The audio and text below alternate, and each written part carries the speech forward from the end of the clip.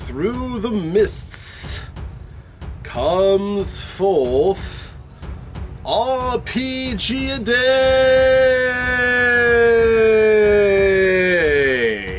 In the year 2021, RPGaDay comes back for its 8th year.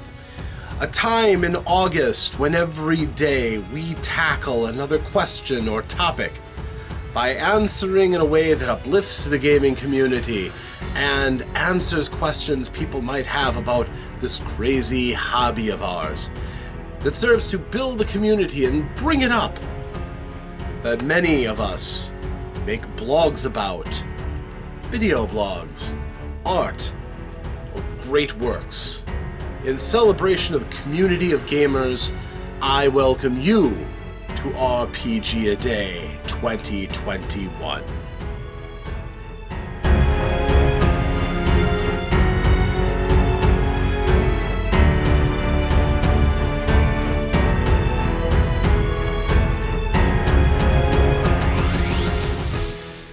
Hello, ladies and gentlemen, boys and girls, children of all ages. I am Rob. Welcome to my basement lair.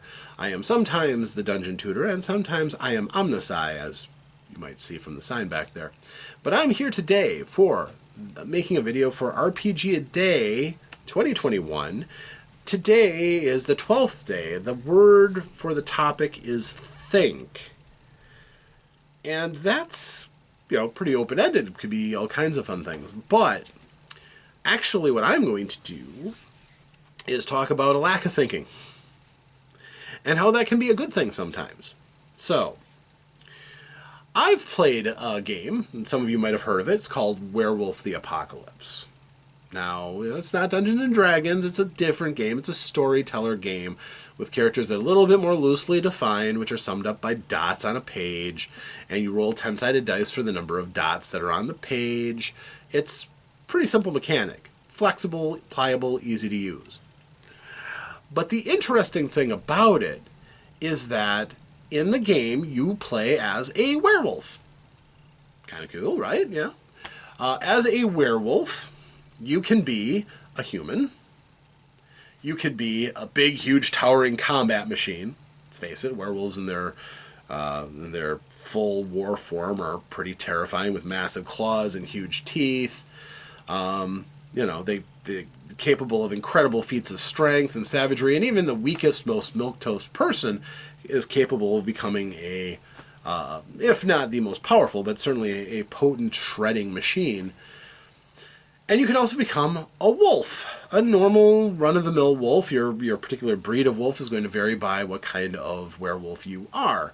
And there's a couple of forms in between, so you can just be a large, strong, ugly human, or you can be a really big, butch, dire wolf. But, those are your forms.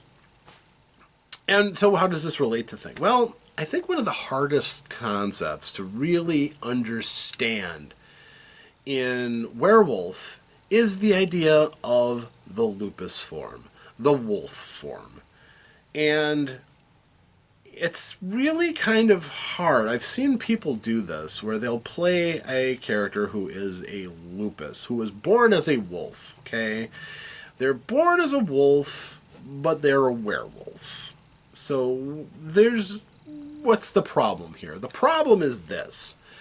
If you are born a wolf, then you're born like a wolf. You have wolf thoughts. What do wolves think about?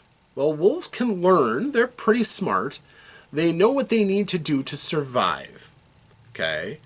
If it's brutally cold and windy, they'll go and seek cover because that's how you survive. If you stay out, you'll die of exposure. They understand that almost instinctively.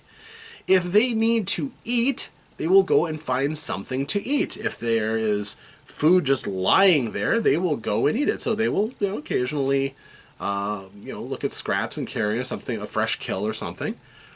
But if they have to kill something for food, they will do a risk assessment. Am I going to get hurt chasing after this particular meal? Am I going to be able to bring it down and justify spending the energy? That's why they travel in packs, to ensure that they're going to get some food out of a hunt, or come as close as they can. Speaking of hunting, I have been hunted successfully by my cat Magic here, who is craving some attention at the moment. Isn't that right? Yes. So, she has succeeded at her hunt, so I am going to pay her some attention. But, more to the point, wolves are pretty smart. Wolves are not people. So, coming to grips with the perspective of a wolf, especially if your character was born as a wolf and is most comfortable thinking as a wolf, is a challenge. It's probably, in my mind, one of the singular most difficult challenges in role-playing games, is playing a lupus character in Werewolf. What? She thinks that playing a cat would be harder. Don't know about that. They seem pretty simple to me. But there's a couple of things I think that are really important to delineate playing a lupus to playing a human, somebody who was born a human, or a metis, somebody who was born between two werewolves and is kind of stuck for quite a while in the full-on werewolf form. And that is the alienness of human thought to a wolf. Wolves don't think like humans do. That's never been questioned. For us, that is a lower standard of intelligence. They're smart, they can learn, and they can reason quite well, but they're in no danger of inventing computers. They're in no danger of coming up with far more complicated thoughts that we attribute to sentience, true sentience. So how is that going to be different, I think is very important. And also anybody who's thinking about playing as a character with a drastically different mindset from either their own or from baseline humanity is tough. It really is. We have artificial means in some cases to determine things like that.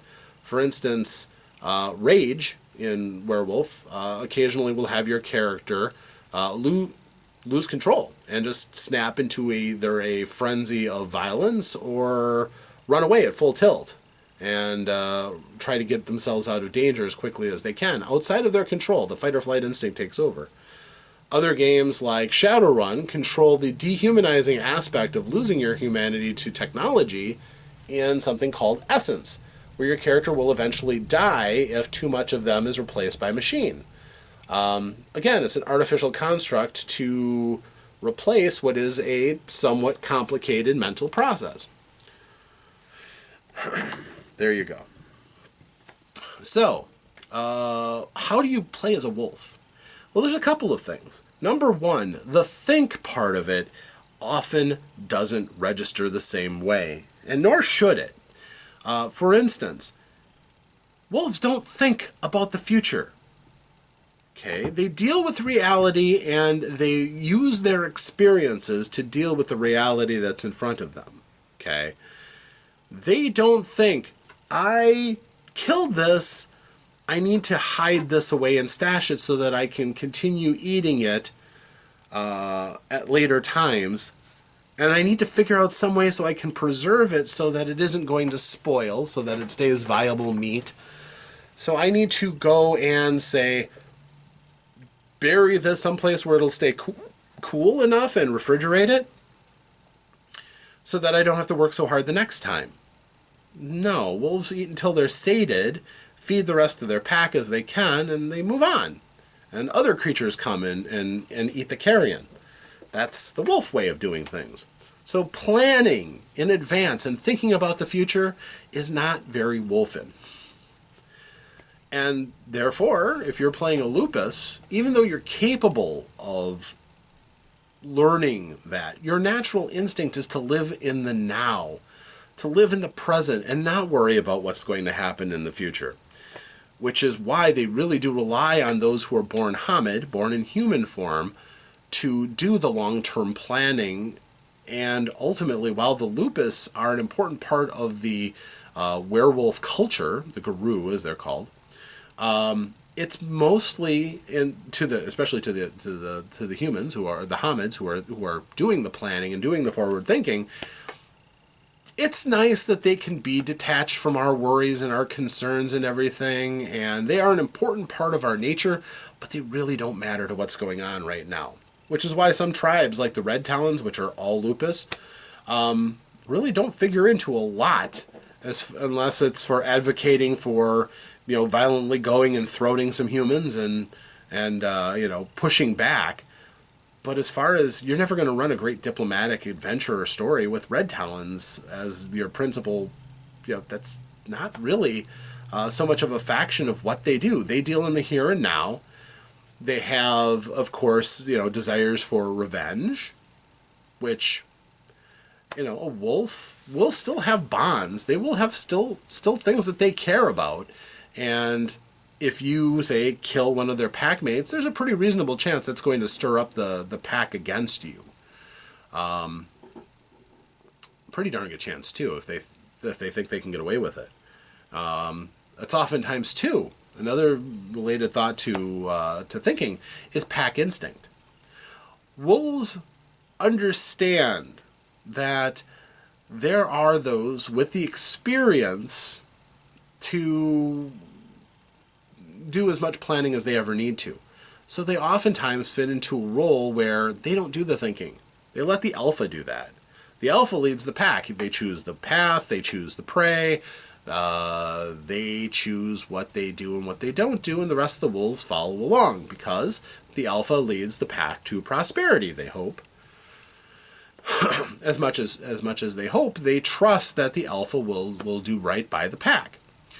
And that's another concept that wolves really do have a difficult time with, is understanding something other than knowing your place in the pack and being probably pretty uncomfortable if you don't feel that you have a place in the pack.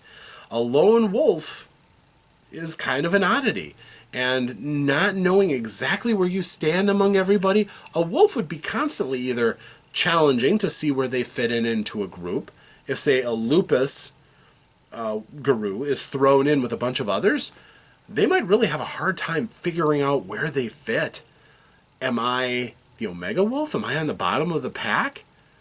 Well, I think I'm stronger than that one is, and quicker, and my teeth are as sharp, and I think I'm probably better than that one. And I think that one I can possibly beat. They might actually go through their initial combats with a combination of tests to find out where they fit. Maybe somebody else will go into their lupus fae, their wolf form, and the lupus will go, okay, I can smell that he is stronger, he is healthier, and he demonstrates that he's got leadership skills. I'll follow that one. But I'm not going to follow that one because that one is smaller and reedier, and I just don't respect them until I've had proven that maybe they're the Theurge and they deserve respect because of what they know and what they can do. All of a sudden, I have to take that into account. Wolves want to know where they fit. Some of them want to dominate. Some of them have the urge to dominate and be the alpha.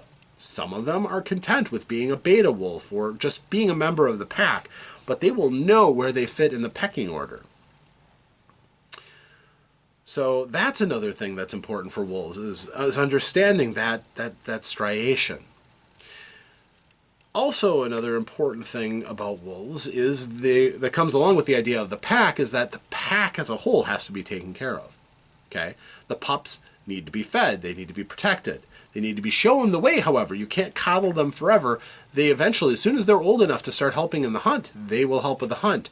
They will help to harry prey towards the rest of the hunt so that the full adults can bring down the prey, but they will help as they can. Once they no longer are just a burden, they will be a part of the pack in some way, shape, or form. And they will learn their place as they are too young to actually bring down prey. They will still travel with the pack and do what they can. This is kind of an important thing because what would that mean to a lupus who finds themselves in human society? It means a lot about self-reliance. It means that I need to do the things that I can do to help the group be better. And I can't be dead weight upon the group, because then I'm useless, and why would the pack keep me? So a werewolf who is born a wolf should, by rights, if they respect the group as their pack, their new adoptive pack, they should be constantly trying to find ways to prove that they're useful and hold their weight. That is a wolf nature. That is a wolf trend that can be brought forth into the consciousness of the character, and probably should. Now, are there aberrant wolves who don't follow those trends? Sure. Are there occasional lone wolves who will not fit into wolf society and are driven out because they don't fit in with the pack? Yeah, I would say so. And that means that you can have a variety of different flavors of lupus characters. But the wolf mindset is a lot simpler, and it involves stripping away all of those higher thoughts that we humans take pride in. Our abilities to plan, our abilities to have complex and abstract thoughts applied to different things. Wolves don't worry about that. Wolves don't worry about a need for entertainment as much. They don't spend their times endlessly gratifying themselves. That's not quite as important as ensuring their survival, ensuring the survival of their kin and their pack, and basically being wolves and doing wolf things. So, just a thought. If you're playing somebody who is absolutely different from humanity, and if you play, especially sci-fi games where you can play as aliens, if you're playing an alien as a human with a couple of extra arms or other jiggly bits, just think. Try to think. What are these aliens really like? And if you're a good role player, you can start to divorce your character's thinking from your human side and try to explore what something that isn't human and has never been human might actually apply in their mindset to a given role. Just as a thought. One classic example I can give of that, one person in a Star Wars game that we were playing was playing a Verpine, who is an insectoid. And an insectoid character might very well think that in terms of structures, because again, insects are very much, they have a rigid structure. You are born into a particular caste and that defines your job. These Verpines are amazing at technologies. They're natural builders. How did this person play this Verpine? As kind of a skeezy guy who would just come in and be a savant for technology, and just kind of a scum in any other way. You know, structures didn't mean anything except for what he could build, which really showed him as an aberrant Verpine, just another human who just happened to have a gift and a knack for technology, which I don't think really serves the character so much. A Verpine should have a different regimen, a different mindset, different way of thinking about things than humans do. And yes, if they are aberrant, they might have been pushed out of society, which is now why they're now dwelling with who they consider to be aliens, like humans.